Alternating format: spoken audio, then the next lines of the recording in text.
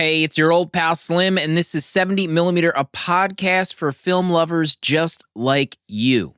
Every Monday, I chat about recently watched movies with my close friend and artist, Danny Haas. Is the space docking scene the greatest scene in sci-fi history? And our close friend and movie insider, Protolexis. I feel like I ascended in the theater as I'm watching this. It's like, Nolan, you did it. You know, like he gave us what no one else could. This week, we also have a very special guest, our former producer, back on the show, Ian. Imagine your parents flying over your childhood bedroom through space and time. Would you allow this to happen, yes or no? Every month, we have a new theme that guides our feature discussion for that episode. And this month, it's The Last Temptation of 70mm, films focused on the spiritual, the religious, and the beyond. So my pick this week was Interstellar. Does this movie still live up to the hype after all these years? Or does it get bogged down with real science? All this and more now.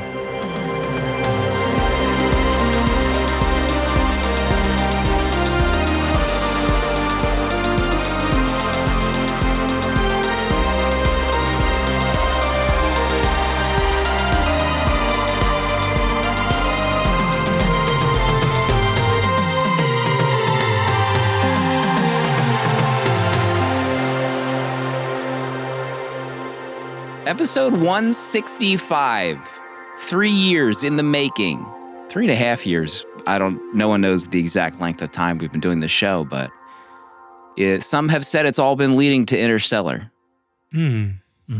All these episodes, 200 plus, really, if you count our supporter-only episodes, Danny. Do you think it's all been leading to this, Interstellar?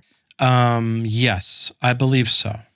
But I'm still not sure if I'm ready for tonight. Really? Yeah. Mentally. Why? Emotionally. It's just I know our history with Interstellar, and Yeah. I'm happy Ian's with us for this journey. Right. You think he's going to like counterbalance whatever I have to say? It's true. The amount of times Danny and I have DM'd about this episode Yes. is a lot. It's a lot. What's happening in those DMs? Do you want to share anything about what these conversations are? It's a lot of photoshopping your face over Matt Damon's. You're the Matt Damon of the You group. are mid-journeying privately with my face. I want to see the end result. You can't just keep that to yourself. That's confidential information. You're hearing a voice that you haven't heard since our Stranger Things bonus episode, season 4. Big hit. Tremendous episode. Big. Big. But that voice was also a former producer of this show. You know, the run wasn't very long. I think looking back, it was maybe 2 or 3 episodes, Ian, but welcome back to the show. Thank you. You're also forgetting the iconic Arrival episode. So, oh my gosh. I mean, that was, speaking of pre-show, that was another technical difficulty episode, if I remember correctly, with your audio. I think your computer, we were promised, quote, my computer will be fine. And it like overheated during recording. Your audio is useless. I got to keep you guys on your toes. I hear you guys every week reading off 5-star reviews, retweeting compliments. I see the village worshiping at your Letterboxd reviews. Oh, gosh. Someone has to keep you guys in check, and that's me. Right. Thank you. What a run. Arrival, Stranger Things season 4, and now Interstellar. That's right. I just wanted to real quick give a taste of who this former producer is. We do this with our guests. We go to their top 4 on Letterboxd just to give you an indication. Maybe you're a new listener. You're curious, who's this Ian fellow all about? I'm going to rattle off your top 4. Just choose one of them just to give us an indication of why it's in there. So I see Phantom Thread, Enter the Dragon, Wayne's World, and the new Suspiria. Which of those is Ian, and why? My favorite film of all those, and the number 1 actually on there, and I think it's the most interesting one to talk about, is Phantom Thread. PTA, the king. We all love him here. We do.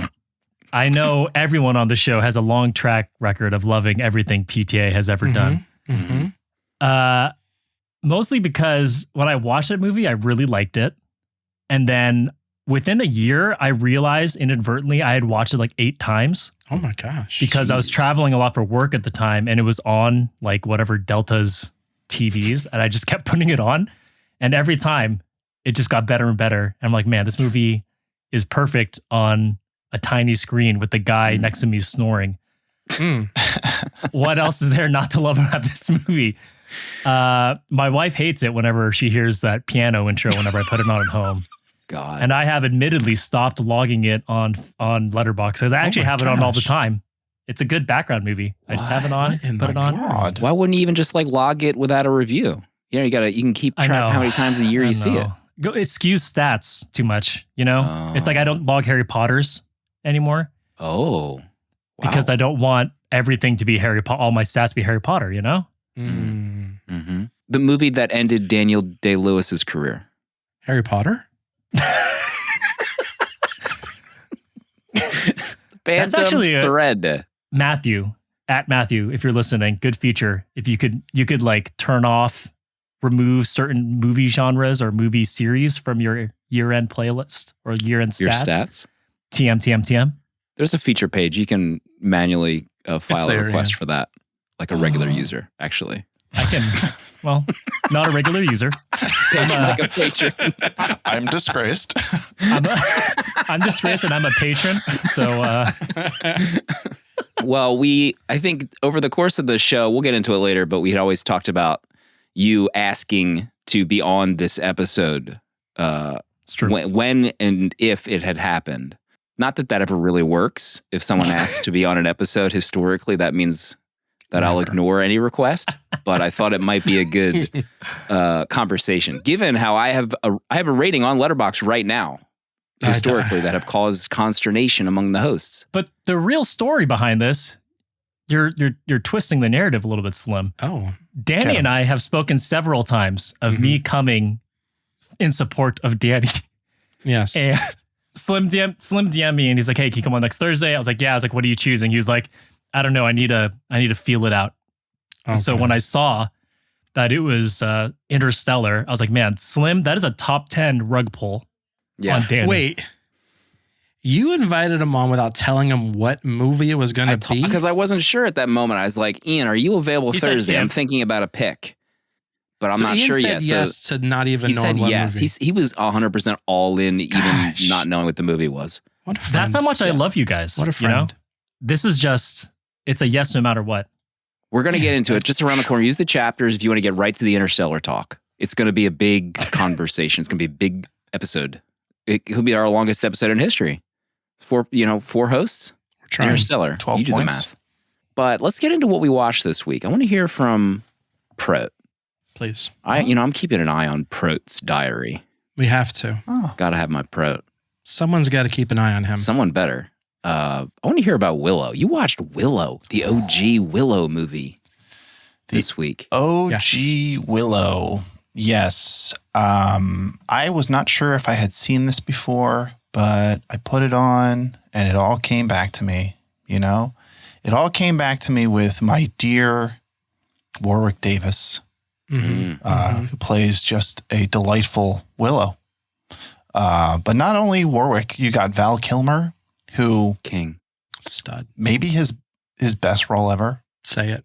Possibly. Say it out loud. He has so much charisma in this picture. Oozing. As I was watching this, I was like, he should have had like an Indiana Jones franchise. Oh my God. You know, he's like one of those actors who I think he could fill that role.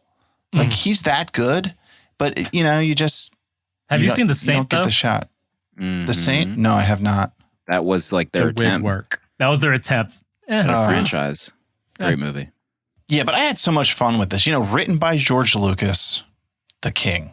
I mean, where does he get these ideas? You know, he's got Star Wars, he's got Indiana Jones, and then he pops out this fantasy story. Microdosing. And it's it's that 80s fantasy with all these practical effects, these amazing sets. Like, I don't even know, like all these sets, I can't believe they even would build all these things, because they build all of them. And it's just incredible. So I gave this movie 4 stars, and I think it's my favorite of these fantasies from the 80s. Mm. Oh my. Wow. Danny, what's your rating on Willow, OG? OG, it's got to be 4.5. It's so much fun. It's really a fun movie. Want to talk about that salesman movie at all, Berto?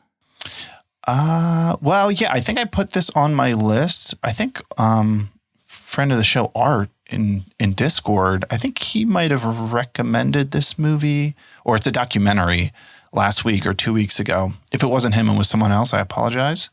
But this is wild. This is from 1969, and it's a documentary following 4 or 5 Bible salesmen in Florida. They are from different parts of the country, and they go down to kind of have like a meetup to kind of get pumped up by their manager to go out and sell these Bibles. So then there's a camera crew following them around, going into people's homes and doing their sales pitch for these Bibles. And it was really fascinating, especially because I did in-home sales for a while, and everything that these guys went through was exactly what I went through, of just the whole sales process. I actually said it gave me like PTSD, because I have like a tough time like remembering those times. Even in New Jersey, when I drive on the turnpike, and I go up north to like North Jersey, I get flashbacks of driving that road like every single day, 4 hours a day at the minimum. But it was fascinating just to see these guys kind of deal with the same things that I dealt with. So I guess it's just like universal, the whole sales experience. So it's pretty cool. I didn't give it stars, but I'd probably give it 3 stars. How much was the Bible? They had to go door to door to sell them. Yeah, I saw in a review, someone said that like if you converted it, it would be $380 today. What? Yeah, it's like this really Is it a hardbound big one. It's like leather bound. It had like illustrations inside. Just like it was a beautiful Bible. Honestly, I think I got one of those for my confirmation. I have like one of those like you could kill somebody if you hit him on the head with it. My gosh. What a way How to dare go. you? How dare you say that in Holy Month? Killed by the word. We covered Left Behind. We can do anything. Oh my God. That's a great reminder. We did release a special bonus Left Behind episode. By the time this post, it would have been Friday, the week before. What a conversation we had talking about Kirk Cameron, living legend. Is he the best Kirk actor in history? Douglas? Would you take Cameron over Douglas? Let's be real. Who wouldn't take Cameron over Douglas? What if you just picture Kirk Douglas? Maybe Kirk Douglas should have been left behind. What about Kirk Cameron and Spartacus? Oh my God.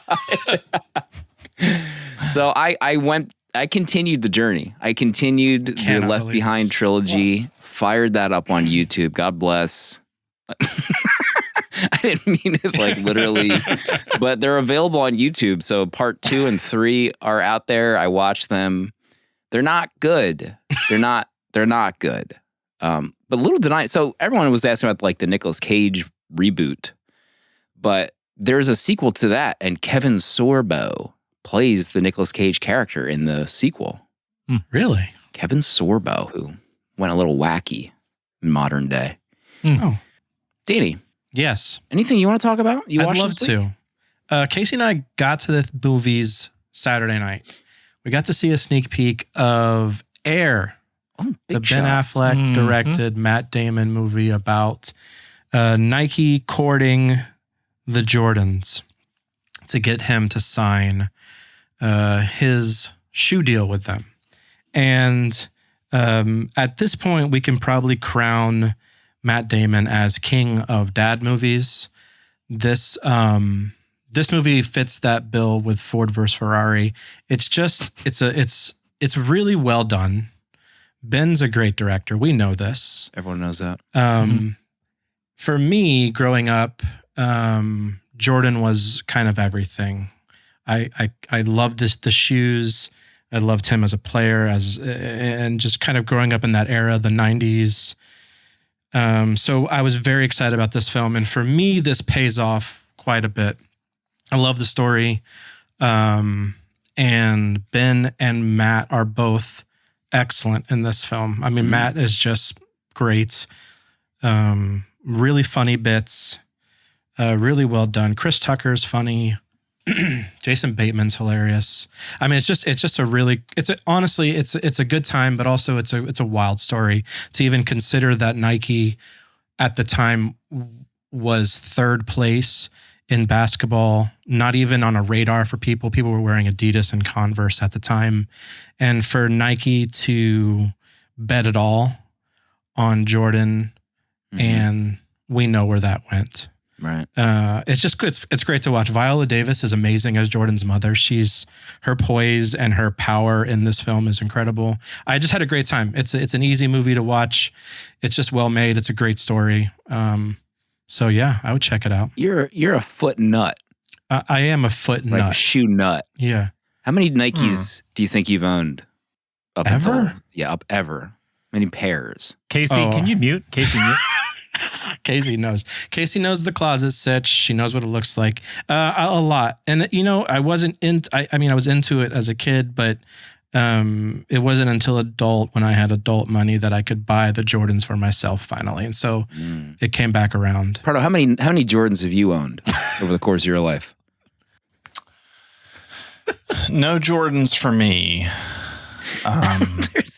I'm sorry, Kurt just posted a Photoshop of you as a Bible salesman. Yeah, I see it. Not pleased with that one. The emojis are going hot right now for that Photoshop, let me tell you. Cripes. We're going to get an Instagram live about this later, I'll tell you that much. Have mercy. This is so stupid. The Billy Crystal meme. Oh my God. I didn't think. Enough tomfoolery. We have to give out a free year of Letterboxd Pro, which we forgot to do. Well, we, meaning me. Get rid of ads, get access to year-end stats. And there was one review tagged 70mm Pod. I'm going to call out. Let's read it. Danny's favorite franchise, John Wick. Oh. Chapter 4. Got the tag. Quote, imagine Sergio Leone, Die Hard, Lawrence of Arabia, Ip Man, and John Wick all had a baby. And this baby knew Kung Fu and took steroids. Baby. That's John Wick Chapter 4. 5 stars from Nick. 20-year free year of Letterboxd Pro. Use it wisely, Nick, please. Ian, where do you stand on John Wick and Chapter 4? I haven't seen it yet. I like John Wick, though. I'm a fan, but I've never rushed to the theater to watch them. It's kind of fun. What's the last thing you've rushed to the theater for, though? I need to know. Yeah, that's a good Fast question. X. Yes, I will. We did see Batman together. We saw Batman together. I rushed to the theater for Top Gun Maverick. Oh, thank you. I rushed for A Knock at the Cabin. M. Night, stand up, rise. Yeah. Rise up. Rise up. Please. Mm-hmm. Maybe it's time. Maybe it's time to get into it. It's time. Interstellar. What is time? We'll answer the question in the next 40-ish minutes. Episode 165, this is the main course. This was my pick for the last temptation of 70mm month. Or whatever you prefer to call the month. Christopher Nolan, Matthew McConaughey, Timothy Chalamet. Pardo, what's this movie about? A wormhole has appeared near Saturn that connects our solar system to another in a different galaxy. No one knows how it appeared, but it has become the chance for humanity to survive as Earth's atmosphere is failing, leaving no choice but to find a new home. In a final attempt at a new start, one last ship is sent into the wormhole with a mission to establish a new colony for humanity on one of the worlds. Cooper is the pilot, leaving behind his kids but promising to return. But the entire crew is going to encounter forces beyond their understanding that bends light, folds space, distorts time, and lets messages pass through the past to save the future. Interstellar.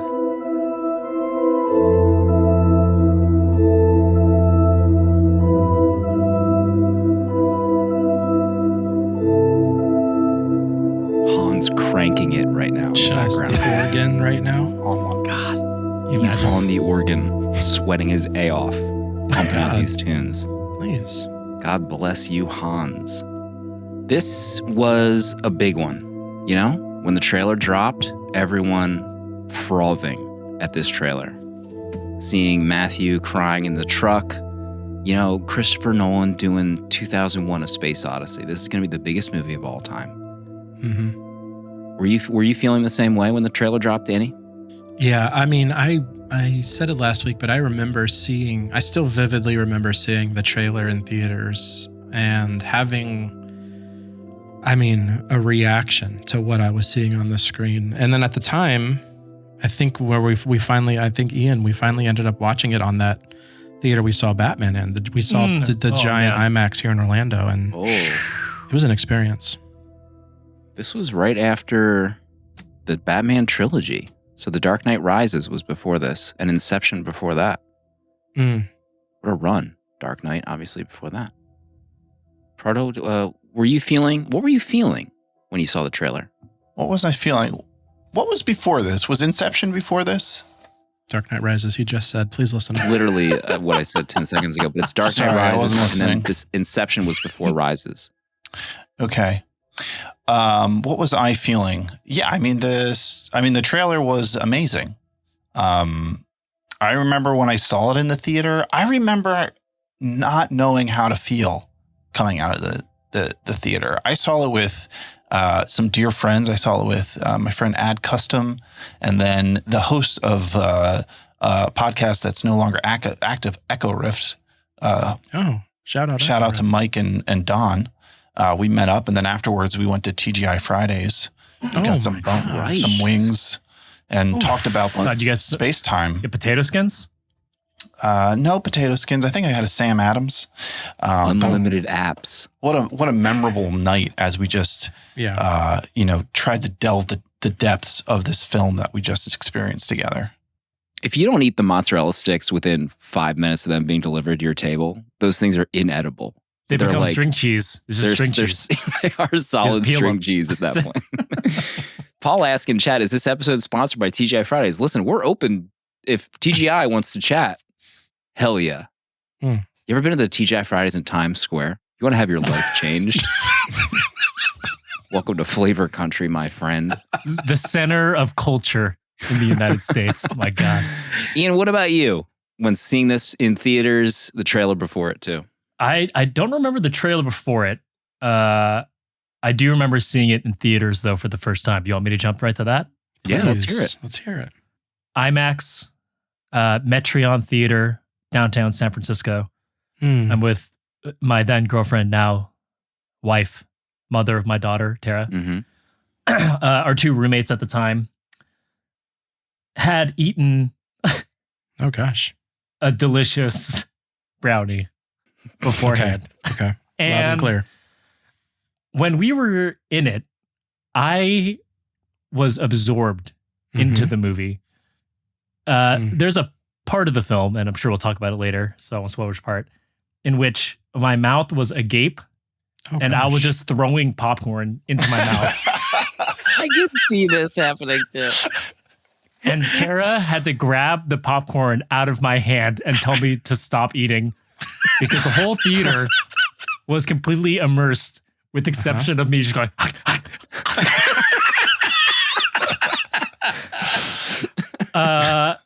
and it was incredible. I remember leaving that theater being like, this is what it was like to see 2001 in 1964. Wow. This is what it was like. I've always dreamt what it was like. That was it.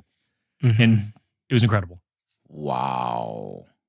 All right, so we'll go around the room. We jot some notes down during our viewing. We'll go round table to get the main things we want to discuss, and we'll go from there. We'll give our ratings after that discussion.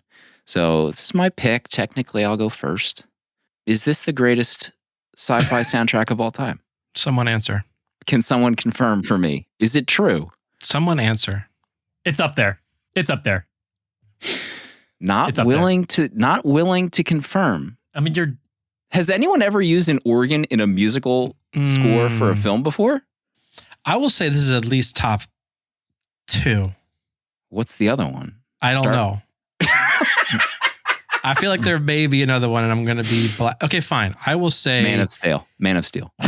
Man of Steel is a fantastic soundtrack. I will say I feel the marriage of this music with this movie is perfection. So for what this soundtrack does, it is perfect, and it is one of the greatest soundtracks of all time. If I'm going to pick some nits, we're talking soundtrack or score. Because if it's you know what? No. Legit answer. Because if it's soundtrack, it's 2001. Easily the best soundtrack. Yes. For soundtrack? Yes. Grugrox in chat. John Williams just found dead from disrespect. I mean, no more disrespectful than his Obi-Wan score, if we can be frank, from that television series. Horrific. Let's move on. Hold on, Ian. While we're on it, what is the difference? Score and soundtrack. Score is original music composed for the film. A soundtrack is selected pieces of music for the film. So does this 2001 even have a score? I don't think 2001 has a score. Technically, there probably is at some point, but like it uses the Blue Danube, it uses Ligeti, it uses, also Sprach Zastra. Oh my gosh, we can't say that. This isn't Dune Pod. You don't need to flex on me with composers. Seriously. So yeah, I love it. Because it matches I feel like the emotional weight, or it elevates the emotion in the movie so well. It feels like Danny said, it feels like a perfect marriage. I also love there's like a few pieces that get blended together. Most notably, probably with the docking sequence, where it's like the one piece and then it like transitions to the other, and it's just masterful, and like what they were able to convey by blending these different pieces together. It's the circular motion of the organ too. It sucks you into the movie, and it makes it just matches what you're seeing visually. Like there's so much spinning, and time is a flat circle, whatever, all that type of stuff. Like it just fits. It's hard to explain how well it is, because I'm not even a huge Hans Zimmer guy. Just my truth. God, I think it's weird. Safe space. He overuses like electric stuff a lot. Like his use of electric guitar kind of bothers me in a lot of his movies. But Interstellar is just perfect the way he does it. It's unreal. Danny, what's at the top of your list you want to talk about? God, where do you begin with this movie? I would say, for me, one of my favorite parts of this film is the visuals, and not just like as a broad, I guess kind of as a broad stroke, but there are just so many moments in this film where I'm just kind of in awe of what I'm seeing. The black hole itself, Gargantuan, the visualization of a black hole and the approach to it, is kind of just, it just hurts my brain, not just like trying to figure out a black hole, but just taking in the like design of it, the beauty of it, everything about how it looks on the screen. And then you have the planets, the places they visit. The ice planet is incredible. The thought of a planet that is just a giant wave going around, and and then we get to the model making, and you have model making of these ships, and it's just utilizing what we know so well and what we've seen from I mean, we're going to bring up 2001 a lot because it really touches on but the model making in 2001 is almost mirrored in the model making that they do for this with the ships. And there's just visually, this movie is very pleasing to me, and it just there's just so much about it that I love. I've made a notable complaint about a certain sci-fi film that came out a year or so ago with an infamous episode here that I wouldn't buy it on disc until it had the IMAX framing on it. So the 4K of Interstellar has the IMAX framing for a good, like, I'm assuming every scene was IMAX in theater, and it fucking rocks. And it looks so good. Like everything about it is amazing. Like the water planet scene, like everything just feels so big. And I've seen this movie a whole bunch of times, but the scene that made me like remember like, God, this movie looks amazing is the ice planet. Yeah. Dr. Mann's planet, when like you think it's clouds and then it clips one and it's like ice. Like, come on. Just like, it's very well thought out. I read on the wiki that the team that Nolan worked with on writing the movie, because it wasn't like his original idea. Like I think there was 2 that had written the original idea and then he combined it with a script of his. But their like requirements for the story was like, this has to be based in science. Like everything that you say in this, pretty much with like the black hole, it like has to be rooted in real science. It can't just be like made up whatever. And I think like they said that like the one thing that they sort of took issue with was the frozen clouds. Like that one was like, they're like, yeah, whatever. Okay, you can do with that. But I thought that was, I never read that before. And after this viewing, I thought that was pretty fascinating that everything was still pretty realistic. Yeah, they worked with a physicist, Kip Thorne, who like went over all the ideas they had and also like contributed to to give them different ideas, because I think I read at one point like Christopher Nolan, he wanted to have them like traveling at the speed of light faster than, but Kip Thorne was able to move him away from that because it's saying like it's just not possible. So he convinced Nolan away from that. I actually read the book. So there's a book called The Science of Interstellar, and it was written by Kip Thorne, and he goes over all the science in the movie, which is really fascinating. If you're want to learn more, it's all there. I can't remember probably a single thing from it. And I mean, anytime I try to like wrap my head around these concepts, I've probably watched YouTube videos 50 times on like space time and, light and all these concepts, but it's so hard to grasp them and like hold them in your head that you have to like kind of go back and relearn them all over again every time. Does the book go over how long it would take for someone to write out a mathematical equation to solve space and time with Morse code? Or interesting. Oh, Ian's going in. I love it. My God. I love it. Ian from the top turnbuckle. Kip, can they go faster than the speed of light? Kip. Please, Kip. Pardo, what's the first thing you want to talk about? So I watched some of the bonus behind the scenes on the 4K set. Which really gave me like, renewed my appreciation for Nolan and everything that he does, puts into his movies. And one of the things that that was important to him, and I hadn't really like considered this. So I watched this bonus stuff before I watched the movie. And one of them was the role of machines in Interstellar. And just how he wanted to have machines be a big part of it. And he was like adamant about they're not robots, they're articulating machines, because robot implies that it's like human-like, where he wanted the machines to kind of be like more separated. They're not human. And that's why like the design of TARS is so different and unique. But as I was watching it, with that like information in my head, I was just like really struck by how there is so much of that in this about almost like the role of machines, and as they are like gaining intelligence, even like the stuff in the beginning with the drone, where they find this drone and they pull it down, and then Murph is like, why couldn't you just let it be? It wasn't harming anyone. And then the machines on the farm all gathering to the farmhouse because of the magnetism there.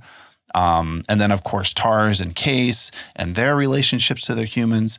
I think there's just like, it's such a fascinating layer about, as this movie is exploring the ideas of, emotions and connection and feelings, there's also these machines that are kind of gaining these abilities. So I feel like it's a very subtle kind of layer that I hadn't really noticed as much on previous viewings.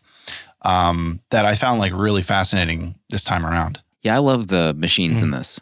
I love like some things that I caught this viewing was kind of Coop's reaction to seeing the machine in the NASA base like the decommissioned, whatever he called it. I wrote it down, but I took a ton of You're notes. a Marine. Ex-military security, which I thought was a funny phrase. Plus, like, just I don't know, it's so different than other mainstream sci-fi movies, I feel like, had considered to portray that type of character, and like they're funny too.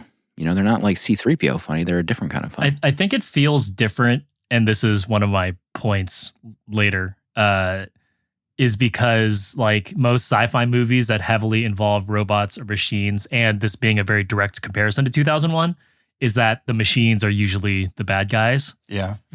Or there is some sort of like evil air about the machines. Obviously, The Matrix, very obvious answer there. And this, they don't even like tease you with that in any way. Like the drones are kind of there, but you don't really like, it's not like they're bombing people. Like he wants to collect it for himself, and Tars is obviously like, he is the comedic relief essentially for the whole movie. So I think that's why it feels different.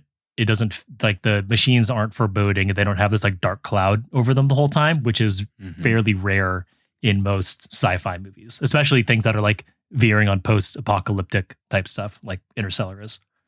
Yeah, the post-apocalyptic stuff in this, I'm not sure if anyone has this in their top threes, but it's like pretty like it's quiet in like they're talking about like the almost like famine and how the food is not usable. But I remember like in my last review, my 3.5 star rating, they live in like a post-truth world. Do they call it that in the movie? I can't remember. I wrote that down. But it's not. It's 2067, and they don't believe they landed on the moon, according to the approved federal textbook that we replaced, or like we've replaced it with federal textbooks with the corrected versions. What a strange addition to the movie. Like, I'd love to hear what you guys think about that, because it's almost like it's just that subtle thing that's added in. It's not like a real structural concept that's brought up again. I don't know. Part of what did you think of that? Did they get into that in the special features at all? Not that I watched, but it's an incredibly low. It's like a double barrel shotgun line. Like just giving you that. So yeah, it's fascinating. Every time I hear it, it's just like why? Almost like, why is this here? But it's interesting how it gives you so much by saying so little, I think. I'm pretty sure it's because like they want to keep people from thinking they can get off the dying planet, right? Like they've tried and they failed a whole bunch of times. Well, what I always thought it was because he talks about his taxes and how his taxes should be paying for his kids' college or whatever. And for me, it all goes back to the lie of NASA, the big lie that Michael Caine has. It's government dumping so much money into NASA secretively that they are forcing the lie onto everyone else that space travel never happened. So keep people from thinking that it's possible to leave the Earth. So I think that's like the government propaganda that's being forced down everyone's throat now, that the government's still dumping all their money into NASA, but they don't want anybody to know that when they could be, I don't know, solving some sort of hunger issues instead. But the government never lies to the people. Like, interesting. That's an interesting point. That's more on science fiction. I mean, I remember in my review, I was so like taken aback that it's such a stupid thing. Like this, I wrote this review 3 years ago, and I remember being so naive to think that a post-truth world could actually exist. Like our kids are Coop's age. We're John Lithgow in this movie. Right. So like imagine that, where the moon landing is like so hazy. We're talking like 40 years from now. Right. Like it's not outside of the realm of possibility where we are today as we record this, which is like the most unsettling thing that I realized. Should we get into that? Should we just like completely talk? No. Tomorrow we can just still goof around with Midjourney for 6 hours to prevent us from thinking about real life problems. Ian, what do you want to talk about? First point. I've struggled ordering my top three, so I'd like to break the rules a little bit, disclaim that my top 3 are they could be tossed around. So my number 1 is equally my favorite part of the movie, while also the reason I have a lot of issues with Christopher Nolan, but it is so goddamn perfect in Interstellar that I just like love it every time. And that is just the entire everything about Dr. Mann. Everything. Damon.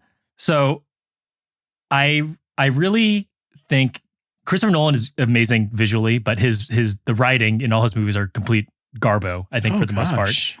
And having what I talked about with like the robots not being the enemy, like Dr. Mann, man's greatest enemy, and like he's dressed up as a monk on like the Lazarus missions. Like it's all so corny, but I like cannot like it, but it's just so perfect at the same time. And then all like the sequencing after that, like insane decision to stunt cast Matt Damon as a guy named Dr. Mann. And like the slow reveal of that stunt casting for that cameo is so good.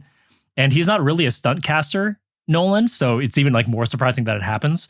There are lines where he goes like, do you see your children? It's okay. They're right here with you, when he's walking away from Coop and he's just talking to no one. Like, God, Damon just absolutely kills it. And then it all leads into like to the docking sequence. Like that, those like from that moment on, like the whole movie, just like you can't take a breath. And it all starts with Dr. Mann. And again, like the ice planet, just like everything about it. Again, equally what I love so much about this movie and what I cannot stand about Nolan. But it's just, I mean, I get excited every time it happens because I know we're about to like, we're going to 10. You know what? That kind of reminds me of watching Signs, because I remember watching that and thinking like the dialogue in this kind of sucks, but Joaquin Phoenix and Mel Gibson save it by their performances. And I think there's like some of that in this as well, where I think like if it wasn't Damon, like it just wouldn't have worked. 100%. And then, I mean, the other scene that I think I struggle with is like the Anne Hathaway scene after the water planet, where she's kind of like getting philosophical, right? That comes off like kind of rough, but it could have been much worse if it wasn't Anne Hathaway. You mean the scene where she's talking about love? Or the scene where she's like on her knees regretting that they just wasted 2 decades of time? Where she's talking about love. Yeah. Years. Okay. I like that line. It is. So do I. It's great. We'll get into it. Matt wrote it down too. So did I. The scene with Damon, it's hard to remember, but like, yeah, it was kind of like a shock when he comes out of the thing and it's freaking Matt Damon, because they talk about his character earlier in the movie and like this guy is a legend, a living legend. They like point to the photos of the astronauts but you can't see who they're pointing to when they're talking about Mann. And I tried to remember what I thought of him in the first 2 times I saw this, but I think I came around more to his character on this viewing of like someone who's really in like high esteem of so many people. That doesn't mean that they're incapable of just making horrific decisions and like really breaking down their emotional state. Like he wants to get the F out of there. Like I don't, at any cost. So his storyline is fantastic. On this feeling for sure. I love that line where he says that he resisted the urge to put the beacon on for years. Yeah. Which really, if you're there and he's like, all right, my planet wasn't the one. And then what are you going to do? Like he's literally, marooned on this planet, but you have this beacon sitting here and you're looking at it every day for 1,000 days. Yeah, that's a very human thing to do. I mean, also like they reference the astronauts who go into the black hole. It's a high percentage that you're going to maroon yourself. Like you're looking for a planet. If it's not habitable, you're there. Like chances are you're not coming back. And that's just the way it's going to be. Like that's crazy to even think about in that respect. My next one, I think. I'm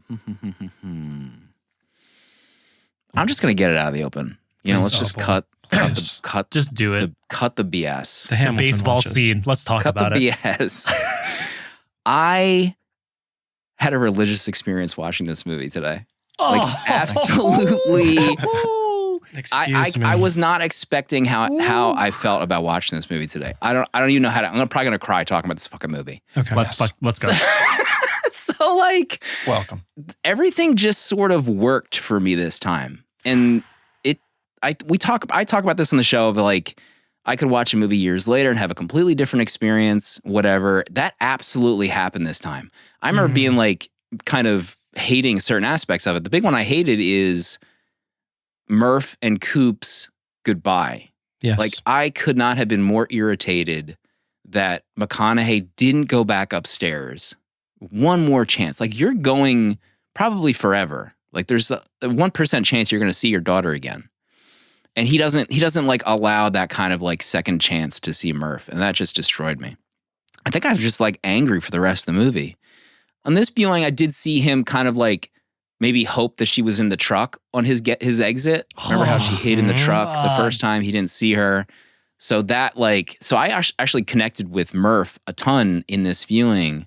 But I'm thinking back to Roma. The ending of Roma, remember me talking about the ending of Roma? Yeah. We were there. When you get to, I'm skipping ahead, I just have to get to these scenes, but like Please. When he's in the terrorist act and he's doing all that stuff, I was a complete mess this viewing. I don't know what the hell I was doing last time, but this time I was like fully engaged. And when he sees her, I wrote about this the last time I saw it, when he sees Murph years later, incredible scene. But I sobbed when he's like asking where do I go? Like, what do I do from here? She says, Brant. Right. This is a safe space. I was sobbing so loud. I was stunned by how loud I was crying. You know, like you cry and you're like, I don't even know how to describe it. Like you're crying so loud that you're like, almost like it's a sob. I'm here now, Murph. I'm here.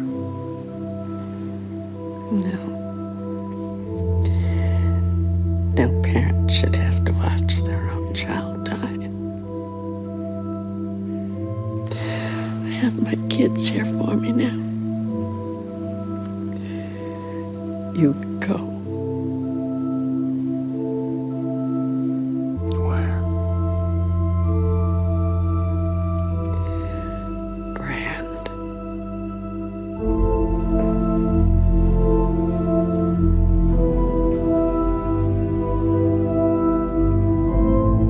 She's out there.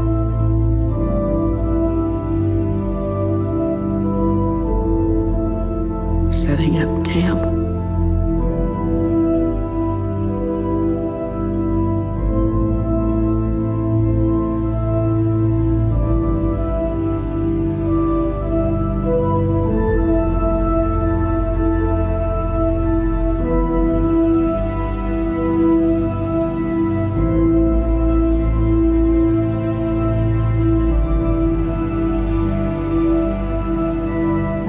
Alone in a strange galaxy. Where I was then when I watched this movie is different than where I am now. I completely adored those scenes. It was crazy. It was crazy. It's almost as if living through a pandemic changes a person. Come on now. So those hang-ups with Murph, I'm not sure if anyone else had those hang-ups with like the goodbye and the kind of the relationship at all. I had a similar experience. I famously did not have a child until 2 years ago, and watching this, and I'm also like very much not a movie crier. I didn't cry in this movie, but I like Tara's always like you have like no emotion watching like these sad movies. About Time I cried thanks to 70mm. Shout out, great episode, great movie. But yeah, so watching this now as a father of a daughter, I was like shook at so many parts. Like every time she ages, it's like, goddamn, like, you know, for me, the most brutal one is when the delayed, you know, they go into 23 years and she thinks he's just not responding. And he gets all the messages and they all come in quickly.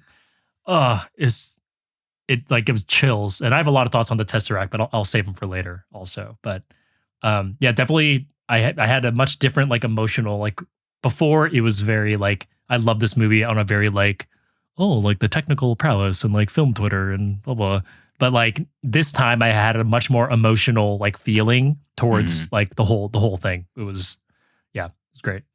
Yeah, that scene where he leaves Murph at the beginning, I've always liked that. And I can see why someone might not like it. But for me, as someone who like doesn't know how to say goodbye, or often like doesn't know how to say like I love you to people, or like be affectionate, the way Cooper acts in that scene felt very like real to me. Like I feel like if I was in that moment, like I like would shut down emotionally, and all I could do was kind of like leave. I don't know how to really explain it, but I've like being in situations like that, I can remember where I just like I like freeze up, and all I can do is kind of like get out of there.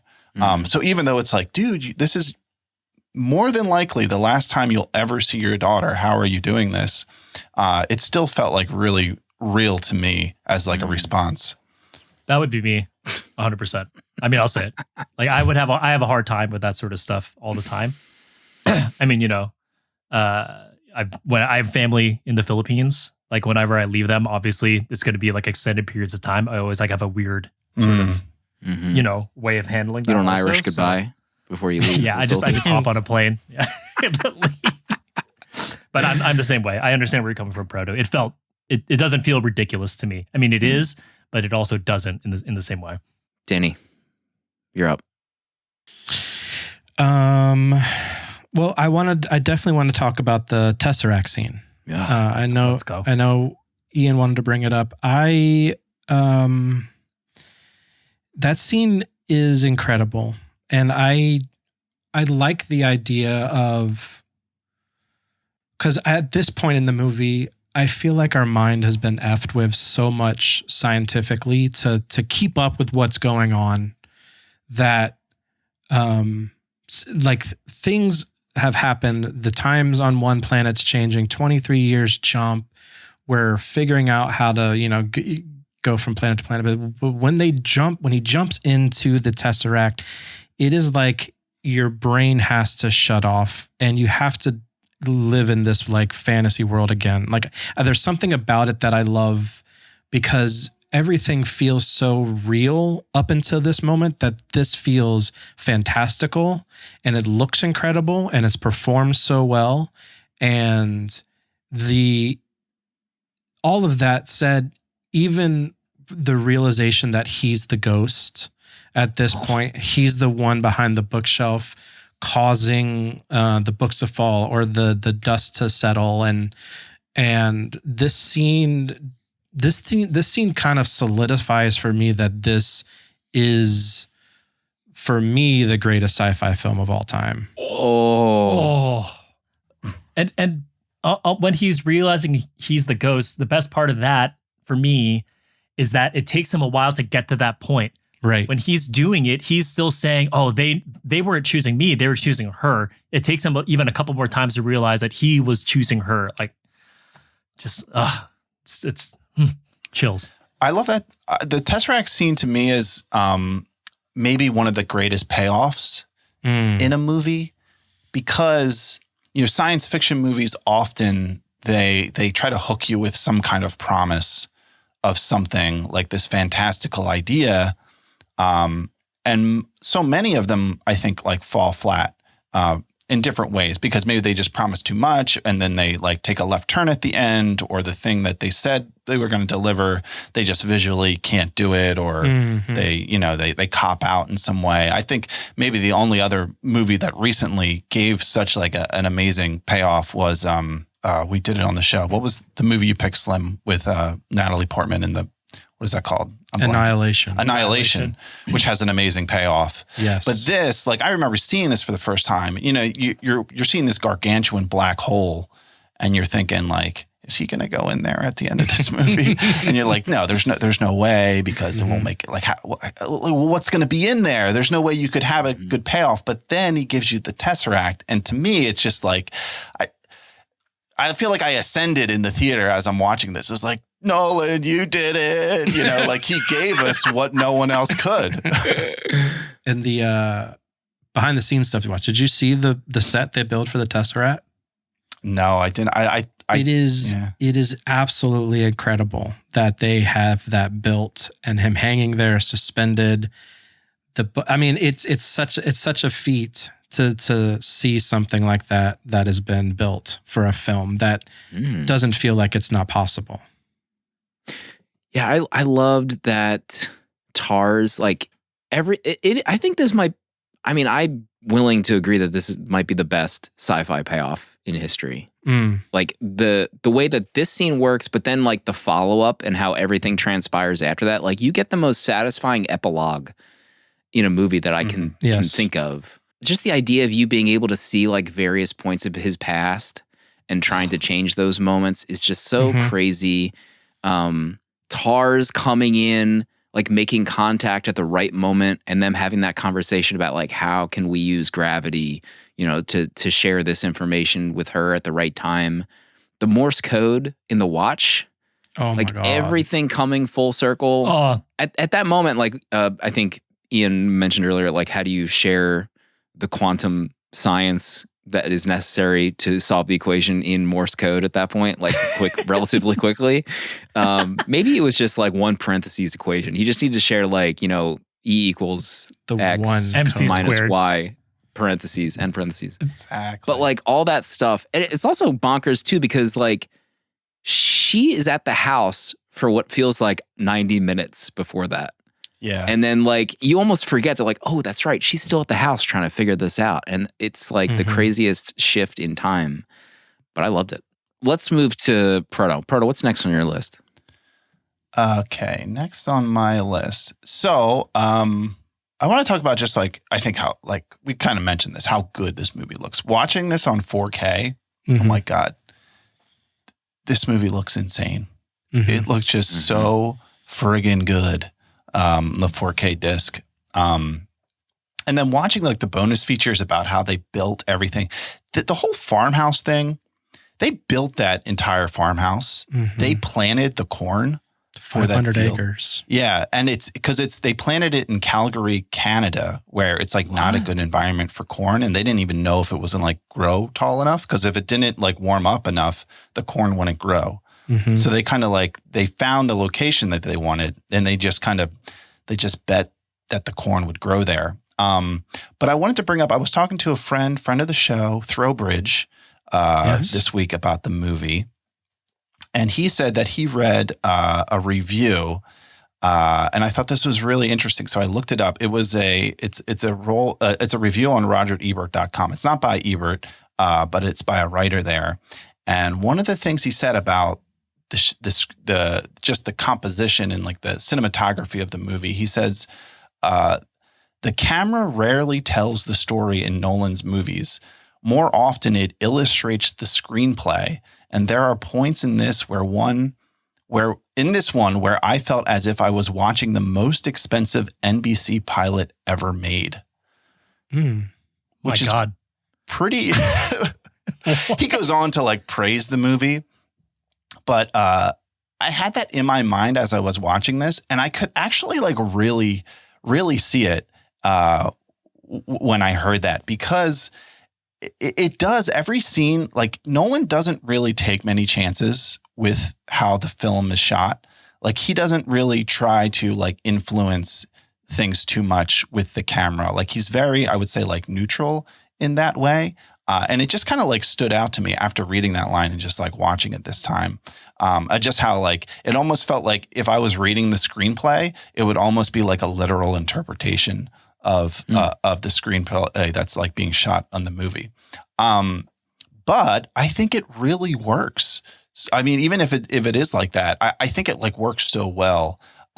Just almost that the camera isn't as like I don't know, opinionated about like how the movie's shot, or it's not saying as much. It's really just more blank in terms of just like presenting what's in the scene, because I think that really works with like the space shots, right? There's like so many there's not a ton, but there's a lot of shots in space that are just really like just showing the massive scale of things. and showing you things that you've never seen before. I mean, the shots of them going into the wormhole, and then the black hole stuff is God. insane. It's mind blowing. It's insane. Yeah, I think this is my favorite, like, anything in space movie. Like, all of the shots of them, the docking scene is bonkers. It's bonkers. There is a moment. There was I wrote in my notes when he docks after Matt Damon fouls things up. What did I write in here? I wrote first of all, she asked Cooper, "What are you doing?" Docking. Organs hit. You talk about ascending. I was doing all sorts of things in that chair at that moment. But I wrote in my notes, is Coop the greatest hero in the history of space and time in that moment? Yeah. He docks this ship onto that spinning thing. Without that, there's no civilization. And there's no anything after that. He does so many things in this where he's almost the most unsung hero out of this whole saving the planet type thing. But yeah, all that stuff is gorgeous. It's mind-blowing in 4K. Absolutely.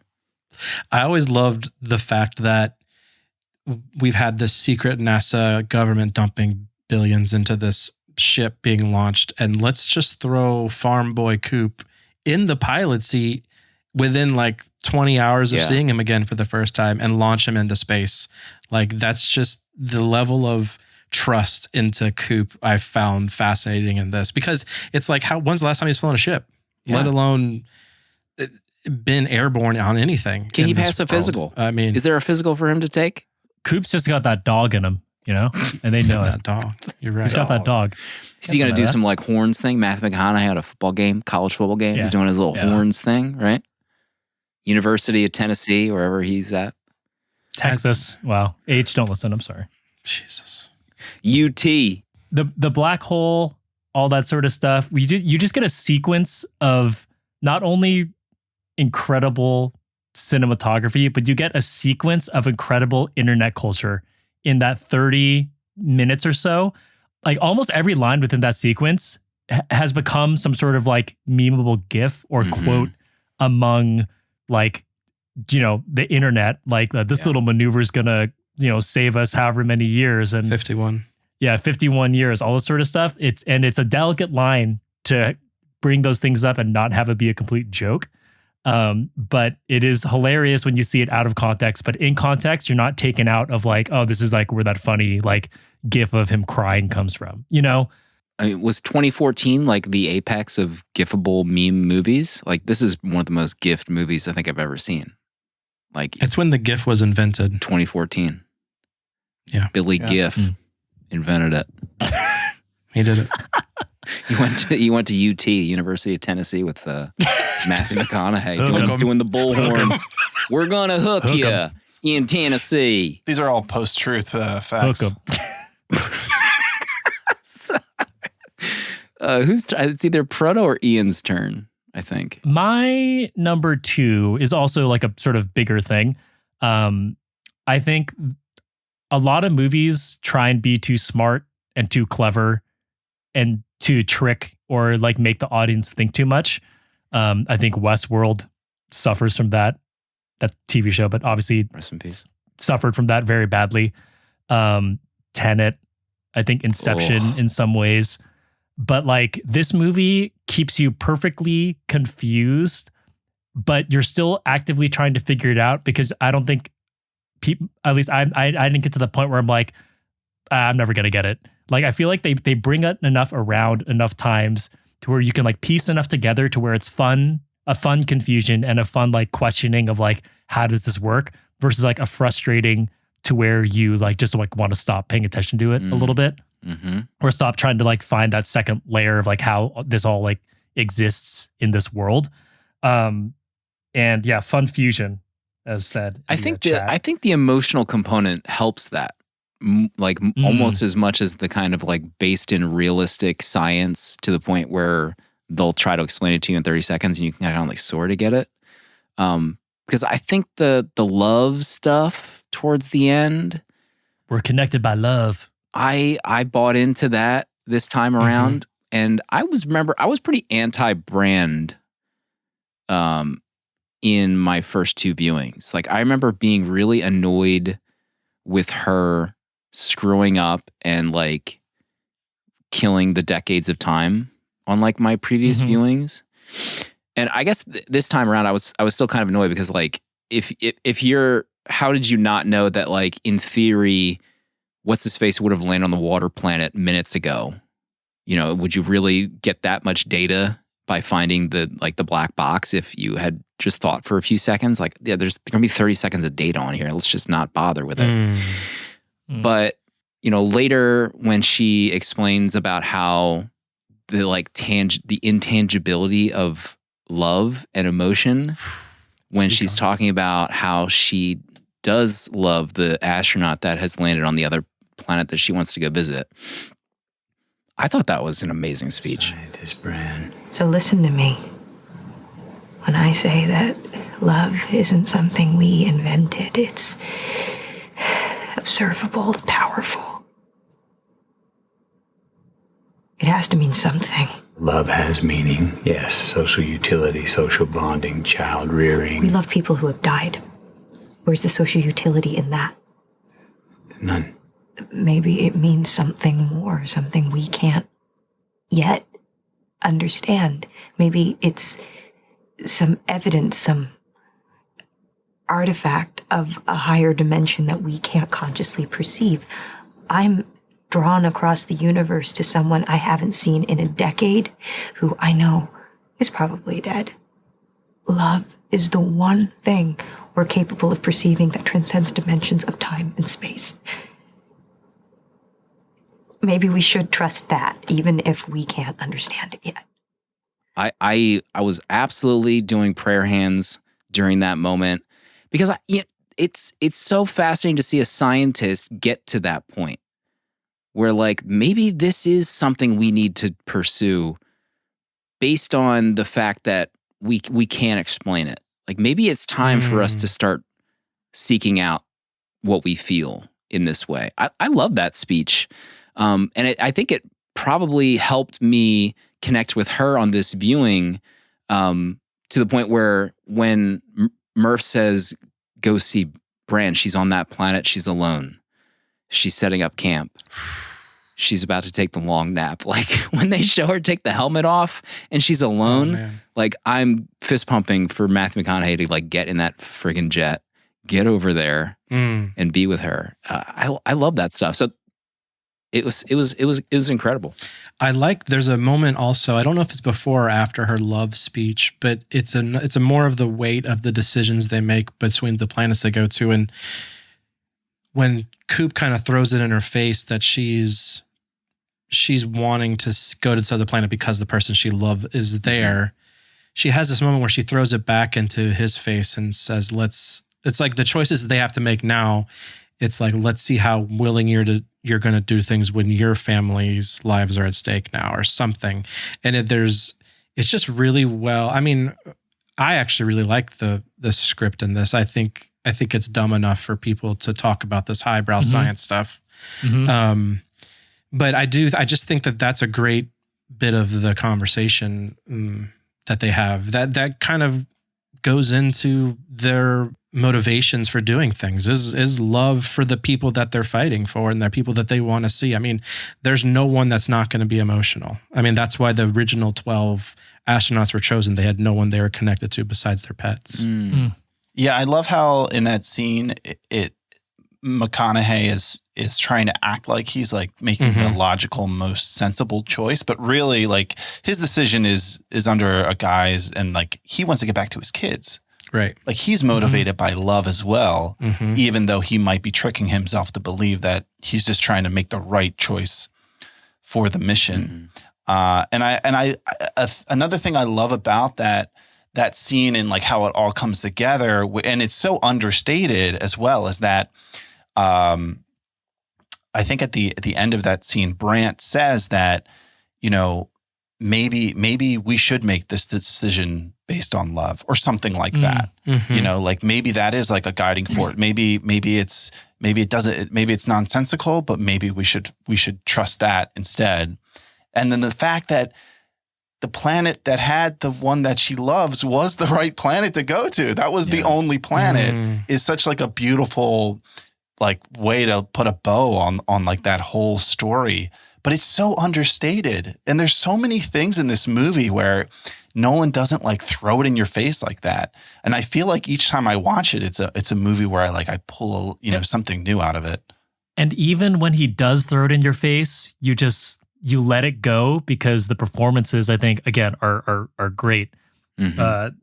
Daniel and Chet, I was gonna say this quote where like, McConaughey's flying through the Tesseract and he's like, you can stretch, you can squeeze. The only thing that can love can go across the, time and space or whatever.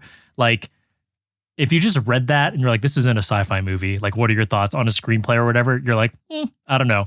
But like the way it's put together and heck, he's floating through like literally her life and like he starts to understand it all. It's just, mwah. Yeah. Danny, what's last on your list? Last on my list.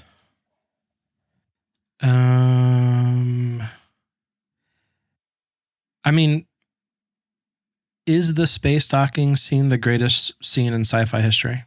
I mean, you the marriage. I've said this before. The marriage of the visuals in this film, the model making, the performances, and the music all come together in that moment. There is an intensity to that scene. It's performed so well visually. I feel like I've preached this through our entire podcast history. Model making and prop building is forever. And this just proves it. This scene looks so good, and it's just blowing up miniatures, and it's miniature spaceships being made, and it's incredible music, and it's just this scene I just feel like is just it's one of my favorite scenes of all time in cinema. I could watch this scene every day and never get tired of it. It is an amazing feat in filmmaking. Put it in the Library of Congress. Please. I know the Library of Congress listens weekly, so if we can make this happen and we can be there in attendance, maybe to cut a ribbon of some kind, we'd love to do that. Ooh. Yes, please. Oh, ribbon cutting for Interstellar. We will do it. Would you have pictured it?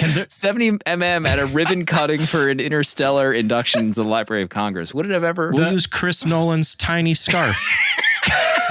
I just want to thank my boys at 70 mm for being here with me. We couldn't have done it without you. Proto, final point? My final point has to be I don't know if I would call it my favorite scene, but the scene at the end where he walks in to see Murph in the hospital, but I'm going to start to cry.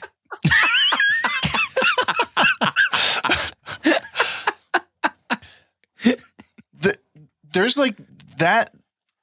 There's no other scene in cinema that like hits me the way that scene does. I'm not even sure I understand what it is. I think it, of course there's like him just getting back to his daughter after promising her, of course. It being a lifetime for her and for him, a much shorter amount of time.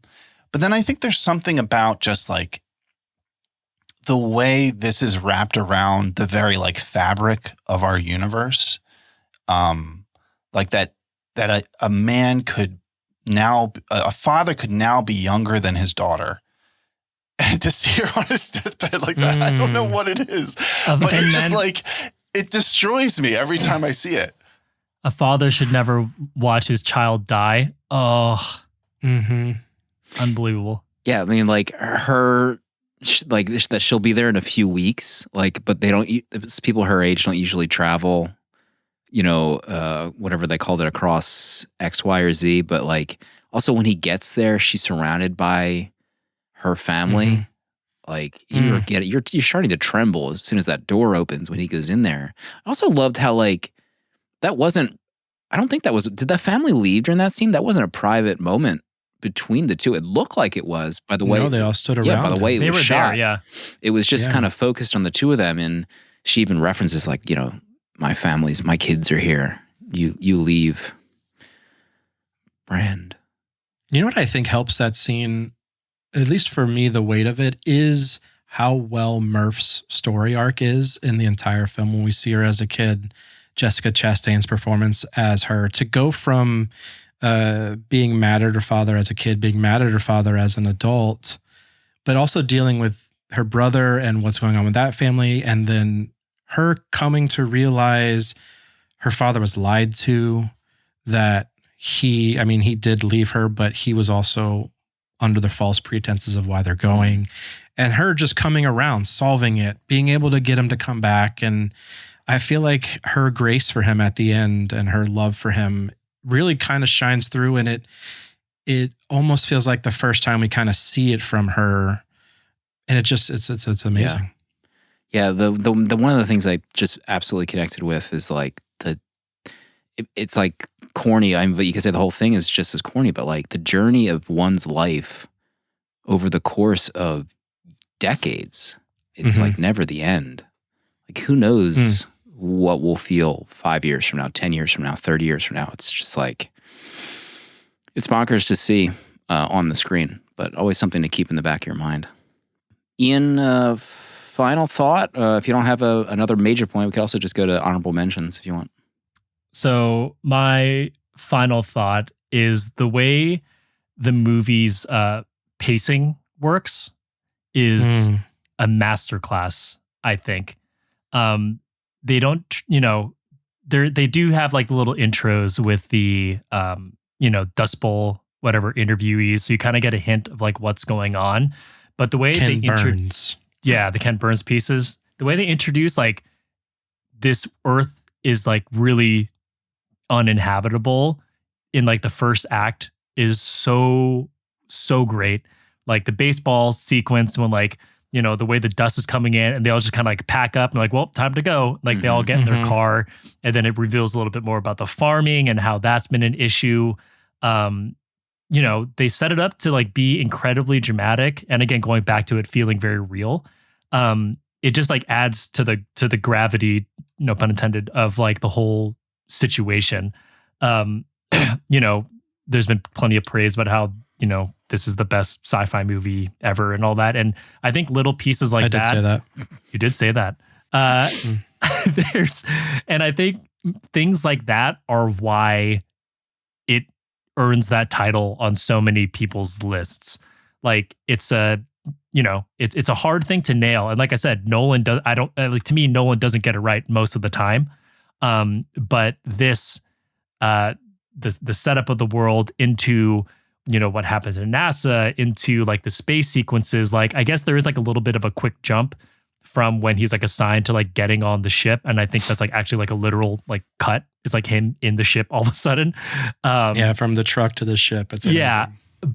And that works. Like the jump cut works. He's leaving like the life he hasn't been wanting to be. He wanted to be a pilot, astronaut, and like it's transitioning from that one. He's going back to the other phase of his life. The pacing, the way the story unfolds. Everyone talks about the visuals, obviously, and like the score and the acting, but I think the pacing just ties the whole thing together with a awesome, really perfectly. I mean, they spend 45 minutes on Earth before they get into space, which is pretty crazy. I remember watching this in theater and being like, what's going on here? I thought this was called Interstellar. But one scene that I love is when they go to the NASA Center at first, and then they're in that boardroom and chatting, and then suddenly the doors open and they're like in the hangar for the rocket. Yes. I was like, this is such a Nolan scene. Like even that as like a transition, it was almost like they repurposed like a James Bond villain like layer or something. Like why is there a boardroom and then the doors open and you're in this hangar? But it was awesome. Can you imagine Nolan doing a Bond? I don't want to talk about that. There was the scene too where I think it was Michael Caine explaining how like NASA was shut down because they wouldn't drop bombs on the starving cities. So then was that a lie? Like, did they really get shut down? Yes. So he like, why lie to McConaughey? He's lying. Oh, that's right. Because he didn't want to. It's all a lie. It's all a lie. Okay. Honorable mentions and final rating from me. I forgot Timothée Chalamet was even in this when he appeared on screen. The interviews with the real people is pretty jarring, even on this rewatch. I don't know if it's like, I don't know if it fits. I don't know. It's just very strange. That solar-powered drone flying for a decade, that's pretty cool. What did he call it? He said it's an Indian drone. Yeah, Indian made. The quotes about like we don't need engineers, like we need farmers. It's just so crazy to think about how like all these explorers, like they can't do anything that they like live their life to do, and they have to like kind of, I guess, quote unquote, settle for farm life. But even that's relatable, right? How many people feel like they are destined to do something in a hypothetical or even a reality where you have a job, you have a career or something, and then something unexpected happens and you have to be, taken out of whatever you feel like you were put on this earth to do. Cooper's watch. Can we get in? Should we get into the watch? Speak on it. We haven't. We held off. Stunners. They're gorgeous watches. They're gorgeous watches. I know at least one person on this call was potentially looking at sizing. I don't know if it'll happen one day. I hope it does. One day. One day. That's all I can say. How about him carrying two different watches? Yeah, power move. Big time power move. Big time flex. Big time. I wondered if that was his wife's watch. Did they ever say where that watch came from? I wonder if it was his wife's. Interesting. I wondered if that's why he has two.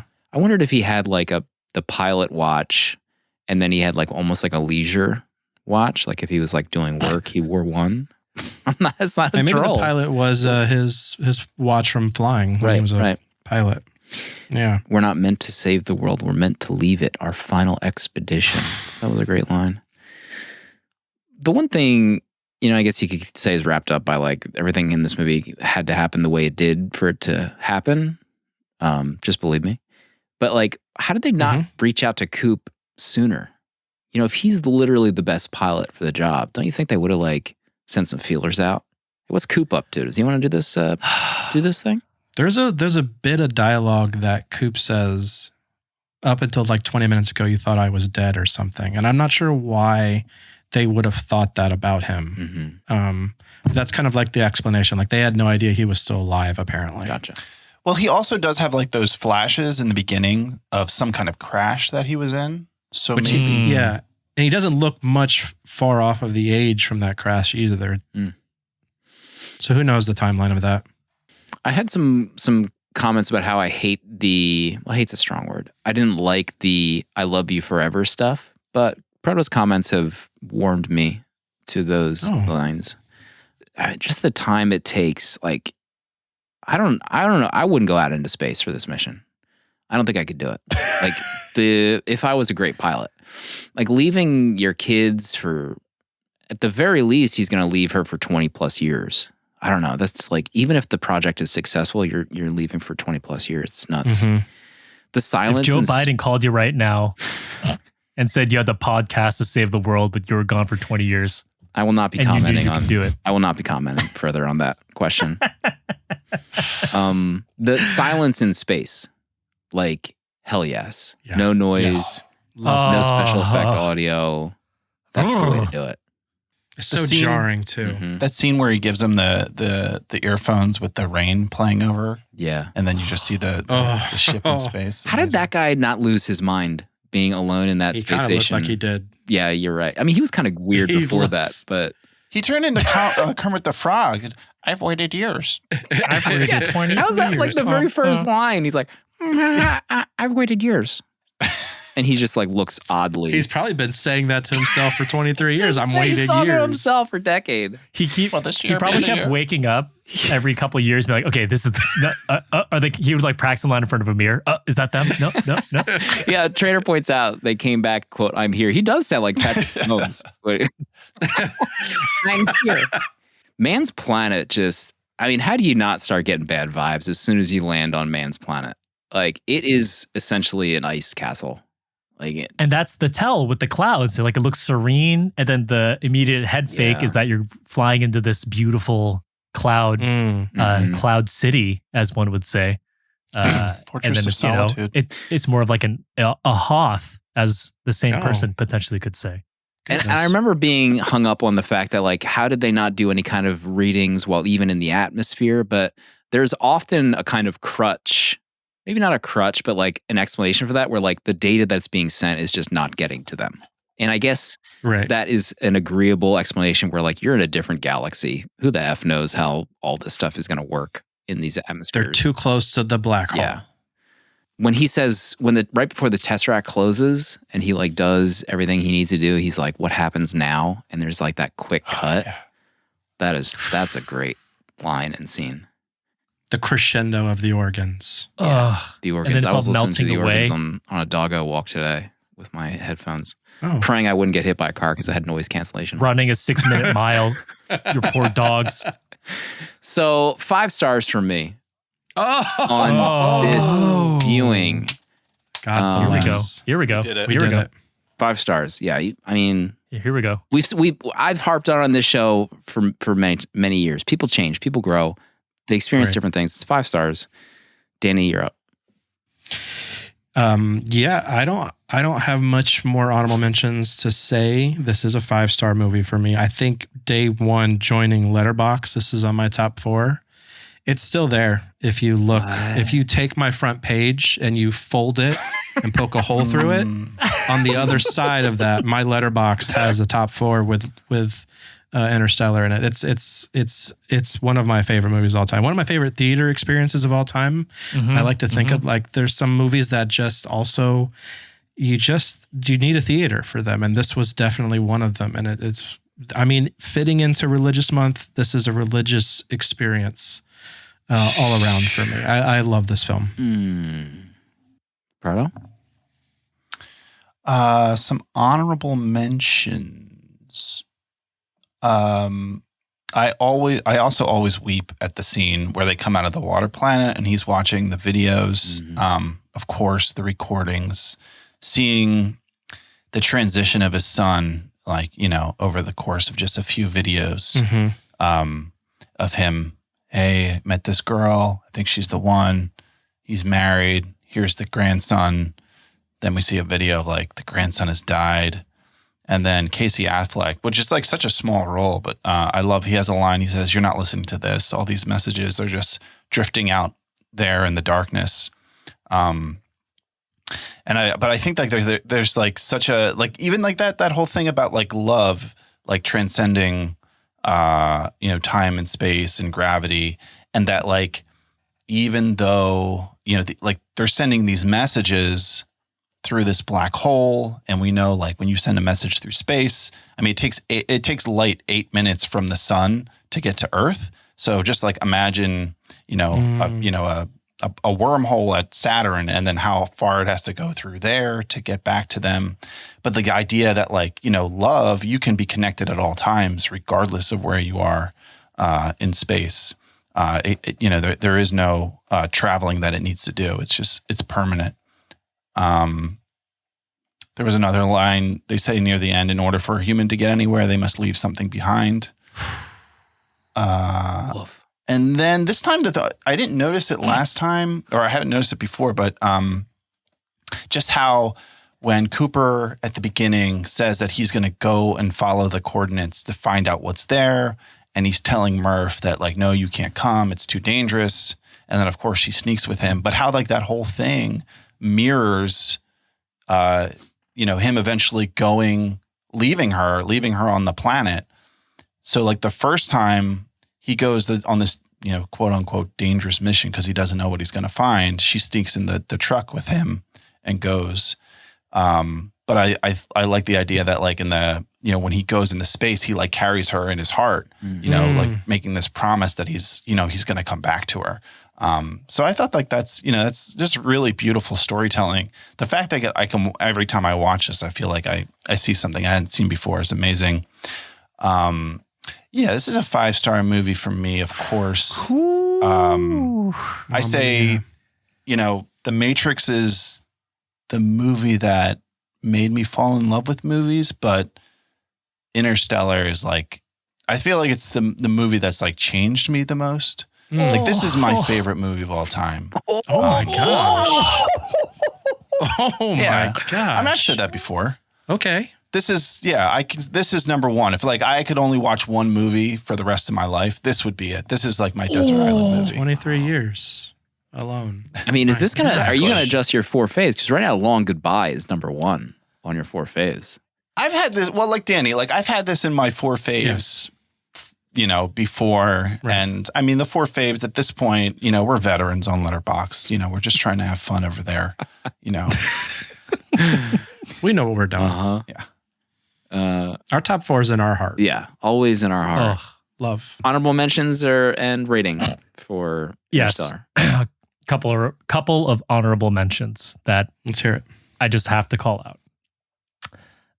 It's not possible. No, it's necessary during the docking sequence. I don't remember if we call that line out specifically, but that is an all-timer right there.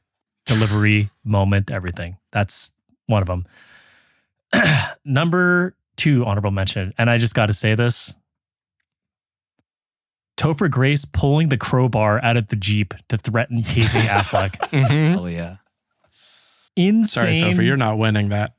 Insane decision across the board. The fury in Casey Affleck's face for the whole 10 minutes leading into that. Dweeby ass Topher Grace walking out there with a crowbar like he's gonna do something. That's the biggest science fiction movie of this part of this whole movie. And then they cap off Topher Grace's performance when Murph solves the equation, does her Eureka, and then kisses Topher, and it's like I was like, is that her husband? Like I like looked at him because he looked confused as to why any of that should be exciting. So yeah, lots of Topher Grace honorable mentions because I think you can't do this podcast without talking about Topher Grace and everything about it. Okay. Yeah, those are my honorable mentions. You guys covered, or we covered, I think, everything. Oh, sorry, last one. Imagine your parents flying over your childhood bedroom through space and time. Would you allow this to happen? Yes or no? Lord have mercy. I think it's a no. Very good question. It's a good question. I would say no. 5 stars, obviously. Yes. This movie is a masterpiece. It is hands down Christopher Nolan's best movie over Dark Knight, over somehow over Tenet. I'm not really sure. But it is a perfect movie. 5 stars. Big night. 20 bang tonight for Interstellar. Did the art drop? Oh, there it is. Where is it? Oh, can we talk about this art for a second? The art has dropped. God. What? Oh my God. Goodness. Freaking real. Danny, walk us through this. Sure. Had you had this idea in your mind for a while, or like, how did this come to be? One of two things that I love about science fiction. One, spacesuits. I'm a big fan of a good spacesuit, and I think there's a great spacesuit in this movie. So highlighting Cooper's helmet, I love the look, but also this movie. Every time I see the black hole, it sends me. I needed to focus on the black hole, Cooper, the ship. Oh, the ship and the ears. I didn't even notice that you showed the ship's there. If you look close, the Tesseract lines are dropping into the house. Damn. What the? It's just this movie. I just love it, and I just needed to go a little bit harder this time. Yeah, You went for harder. us. Gripes alive. So yeah, this a different style, one with an old risograph type of poster style. Had a great time working on it. Amazing. Absolutely amazing. Oh boy.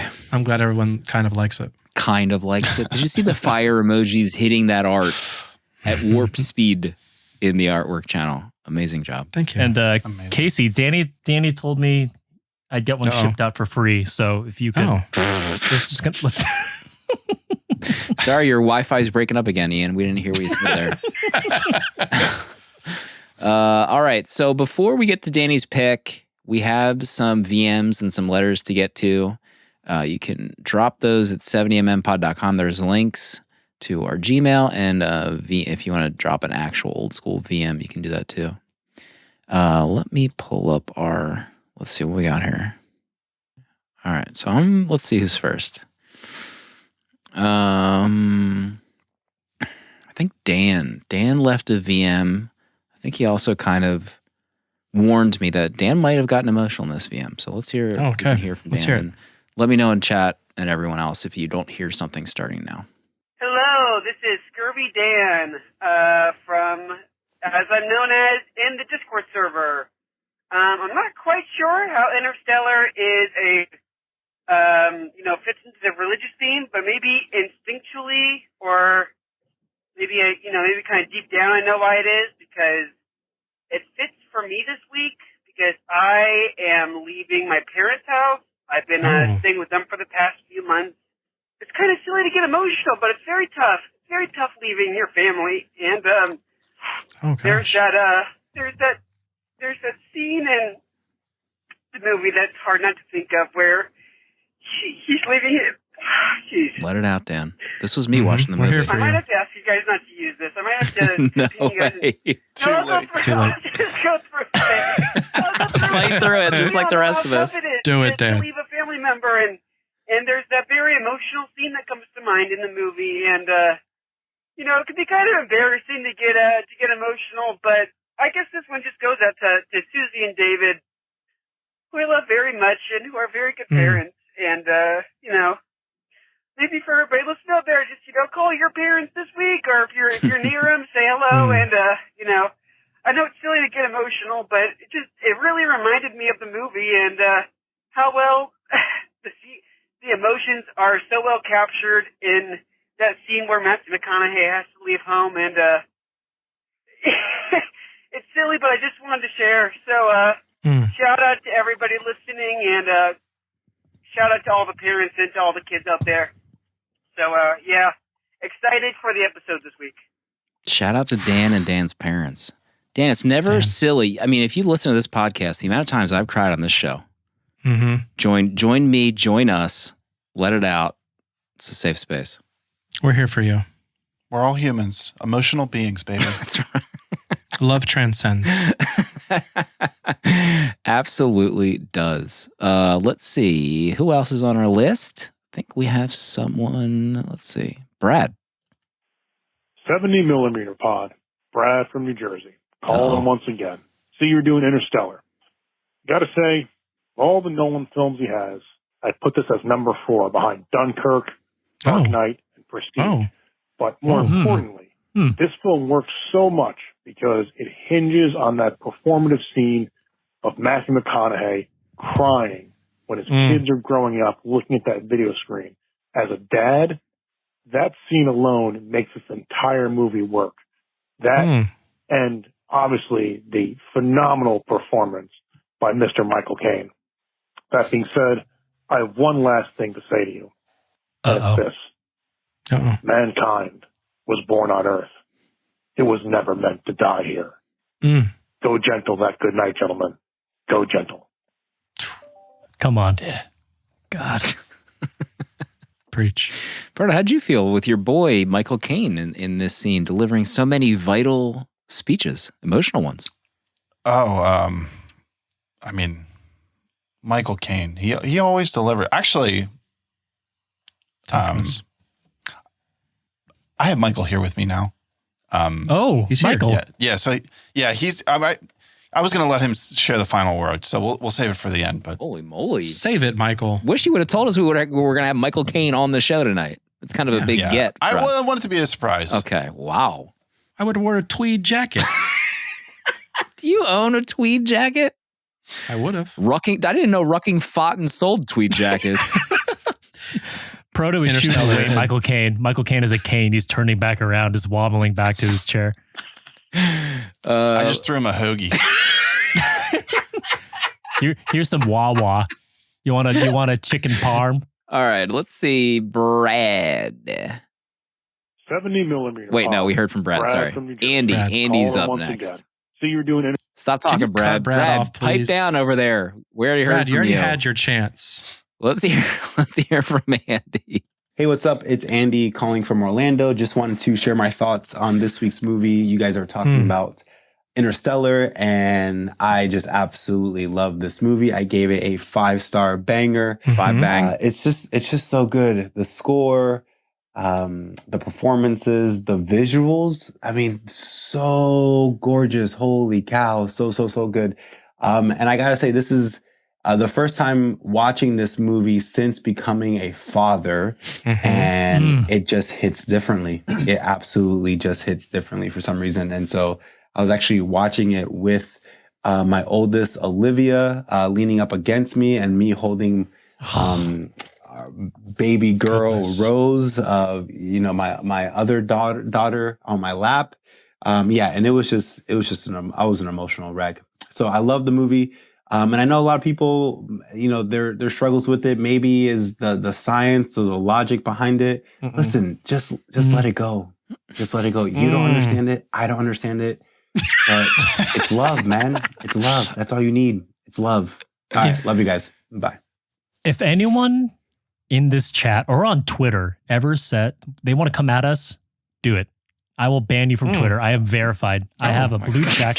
I haven't even delved into the fact that Ian is a paying member of Twitter Blue, lining the pockets of Elon Musk.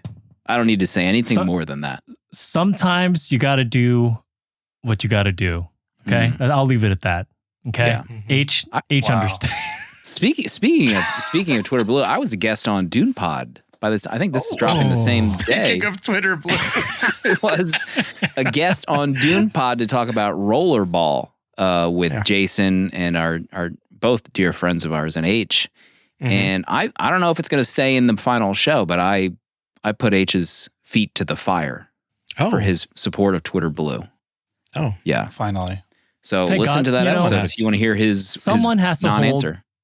Someone has to hold these Twitter Blue subscribers to some sort of fire, and I'm glad you're doing it, Slim. Thank you. There are other verification services out there that don't have that kind of scarlet letter that Twitter Blue has. I'm not sure if anyone else saw that Instagram launched verification. Oh, nothing wrong with that. You're not supporting the kind of hateful rhetoric that one CEO ascribes to. I won't mention any names. So, use that how you will. I'm still not sure which one you're talking about. Have you ever seen Zuckerberg speak? He might be the robot from Interstellar. Guy is not human. We have some letters to get to. Let's hear from Andrew. Subject line, Interstellar, the God month. Oh. Andrew writes, when I first saw Interstellar, I was near the front row of an IMAX theater. Oh my God, sounds terrible. While this made for an overwhelming experience, it overwhelmed me in a good way. There's something about the buildup to the black hole from where I was sitting. It felt like I was about to be pulled into that black hole with them. You've got to give Nolan flowers for knowing how to evoke sensations of this scale and for his ability to get us to believe what is in front of our eyes. But every time I come back to this movie, it's the first quieter act on Earth that I'm drawn further into. There's something bittersweet about the natural lighting here, the kitchen, the dust, the fields. Watching a small community endure in an environment that's falling apart, this film only gains relevance with each watch. Nearly 9 years later, Interstellar feels less about what awaits us in the future and more about what we still have in the present. And that comes from Andy Zanim in the Discord. Oh, great letter. Great letter. Fantastic. God bless. I can't imagine sitting in the front row of an IMAX theater. I might head to Fandango for a refund after that. You know? Dramamine. For those scenes. Earplugs. Would you ever sit in the front row of an IMAX theater for a $15 to $30 movie? I'd probably have to drive right to my chiropractor after. I don't know. Final letter this week. Subject line, Ian exists. Howdy. Hello. Hold on. Hold on. Hold on. Don't tell me to hold on. I'm the one reading the email here. Hello, you're recording right now, and I just had a thought. Is the reason the Tomorrow War is a banger because of Interstellar? Thank you for being open, honest, and vulnerable. It's all we could ask for Holy Month. XO, Ev. Thank you, Ev. The Tomorrow War, I can confirm, that's a banger of a movie. With Chris Pratt. You gave that 4 stars. Yeah. What did I? I gave that 4 bang. I don't know if I starred that movie. Listen, Chris Pratt, he's much maligned these days. I don't have anything to add to that. That's just a statement that I'm going to let sit. No other comments to add to that. Whoa, hold on a second. I'm seeing the Tomorrow War 2. Oh my God. Is happening. The day after Tomorrow He signed War. a big deal with Amazon. I feel like he's had 3 movies drop on Amazon that no one has heard of or watched.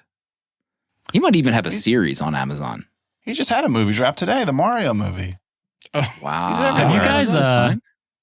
Have you guys covered Jurassic World? Okay. Oh, God. Some of us don't want to look back on that era of episodes when we watched all. It's a dark time for us. Of those Trevoros. All right. It's time. I mean, we're at 1 hour 52. What's the record? 52? What's the record? It's like 157 or something. I think it might be Dune or I don't know. I think we dropped down on the planet. Someone can confirm the longest episode ever. But it's time for Danny's pick. I told you last week that my pick kind of hinged on what you picked, Slim.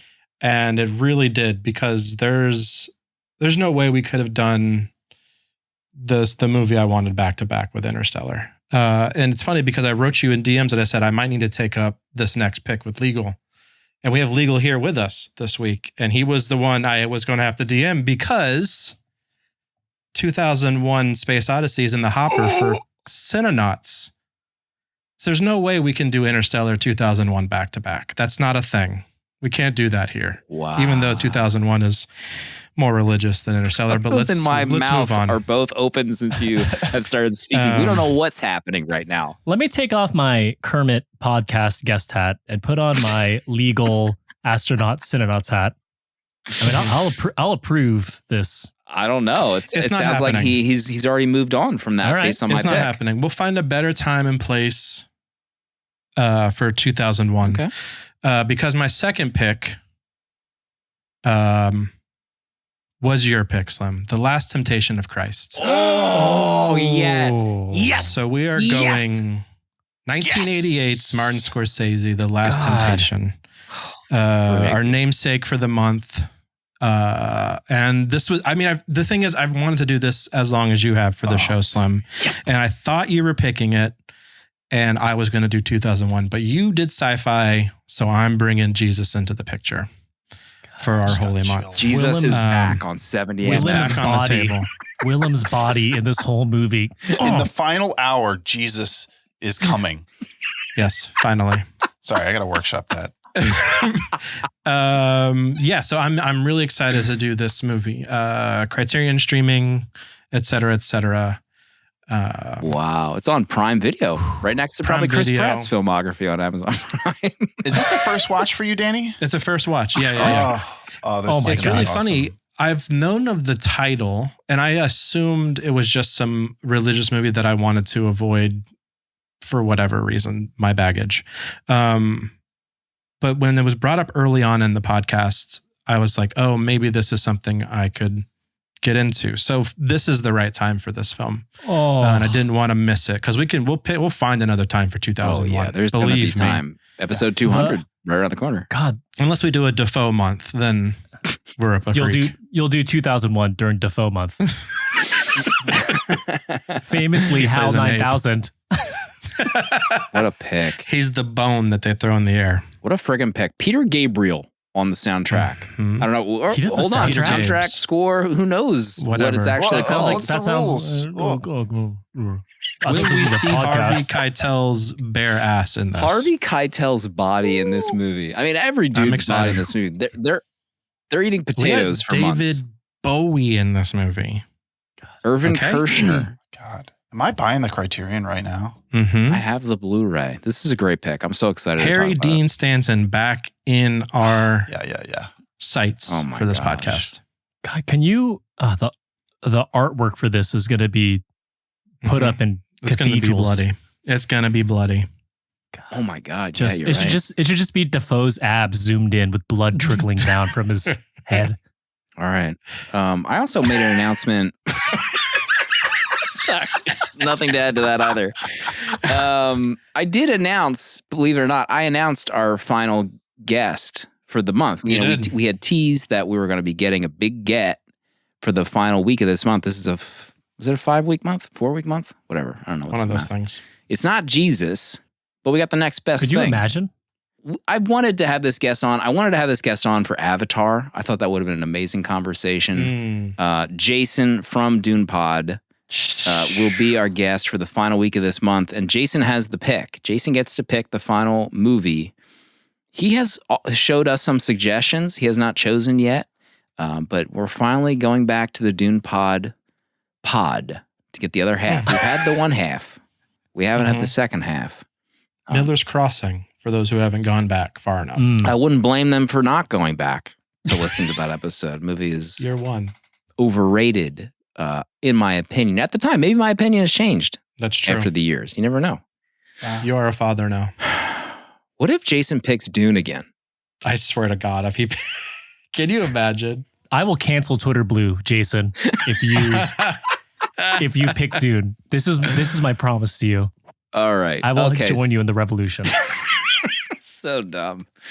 All right. This is this great episode with Ian. Ian, thanks for coming back on. Yes, thank you. We all Thanks, Ian. miss the podcast, the Cinenauts. You've journeyed through the Criterion together on that podcast. It's on a little bit of a break. I think the people are ready. Catcher and I and Boom. Boom is currently out of the country. That is not kayfabe. She is literally out of the country for a little bit. I've been busy, new job. Kid is getting older and more. A lot of excuses. A lot of stuff. We are actively conversing. We're not canceling. We have had this conversation. Actively conversing. I think he's like actively looking to sell. We might know Dune Pod might be looking to actively acquire any potential assets from a podcast that is going into hiatus. But thanks for that huge update on the Cinenauts actively conversing. That's exciting. You know, the conversing aspect of a podcast offline, very exciting. But that is this week. Proto, do you have any closing thoughts as we get ready for the Last Temptation of Christ next week? Yeah, I was able to reach out to Michael and ask him, to come into the studio. And, Michael, sorry for, having you wait this whole time. But would you mind coming over? Would you? Yeah, just come up to the mic and, do the thing. Yeah, I asked him.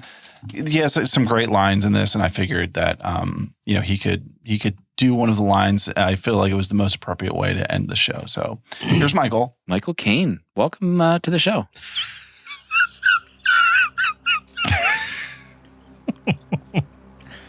Do not go gentle into that good night. Old rays should burn and raise at close of day. Raise against the dying of the light. Thank you, Michael. Michael Caine, thank you so much for coming to New Jersey to deliver that outro. We'll see everybody next week. Streaming on Amazon Prime, The Last Temptation of Christ by Martin Scorsese.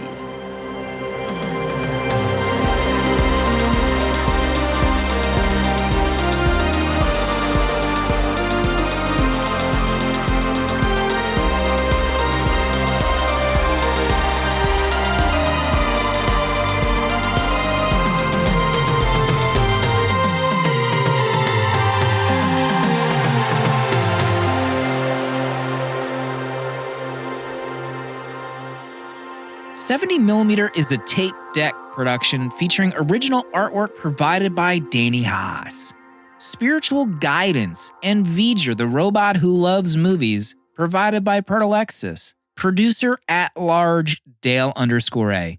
Transcripts provided by Sophie Shin and music composed by Cinematric. Prints and other merch are available on 70mmpod.com. This episode was mixed, edited, and produced by me, Slim.